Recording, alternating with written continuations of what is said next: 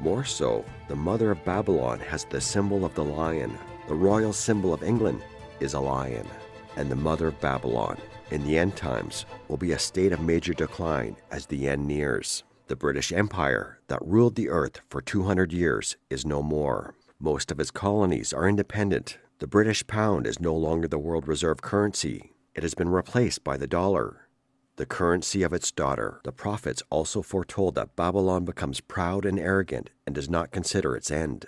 Therefore, hear now this, thou that art given to pleasure, that dwellest carelessly, that sayest in thine heart, I am, and none else beside me. How much she hath glorified herself, and lived deliciously, so much torment and sorrow give her. For she saith in her heart, I sit a queen, and am no widow, and shall see no sorrow. Does this sound like American exceptionalism? The strong belief rooted inside our people that America is different from other nations, better than them in every possible way. Even the name Mystery Babylon is deeply symbolic. It's a mystery because the prophets, at the time of the visions, didn't know of the existence of the North American continent. They literally had no idea what they were actually seeing and described it as best as they could. And in ancient times, Babylon was the greatest city in the world, just like the US is the greatest country in the world today. Ancient Babylon was constructed by people that came from all parts of the ancient world, what we may call today immigrants, just like the United States. This is, again, very, very precise. What about the personification of Babylon in the scriptures as a woman? The prophets used the word her. This is another very precise clue given to us through metaphors and symbolism that are so abundant in the Holy Book. So I tell you this, what is the most widely known symbol of America? What is the image most immigrants and tourists associate with the U.S.?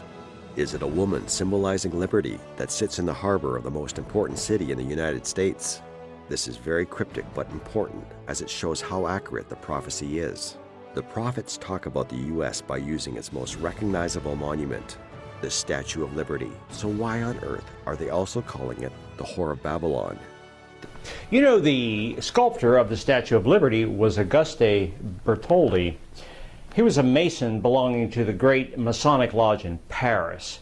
Before beginning the Statue of Liberty project, Bertoldi was already seeking a commission to construct a giant statue of the goddess of fertility, Isis, as it was known to the Egyptians, or Ishtar, as it was known to the ancient Babylonians.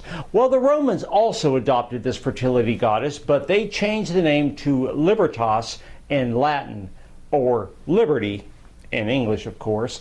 Libertas is the mythological equivalent of Isis or Ishtar. Therefore, the Statue of Liberty is also the statue of Isis, or as the Babylons called her, Ishtar, the goddess of fertility, love, and sex. According to the ancient pagan rituals, one could only be purified of a sin after intercourse with a temple priest or priestess of Ishtar. In order for this salvation, a gift offering was needed. Ishtar was the patron mother of the temple priestesses and priests. She was the mother of what we would call today prostitution. This is why Ishtar was seen by early Christendom as the Whore of Babylon.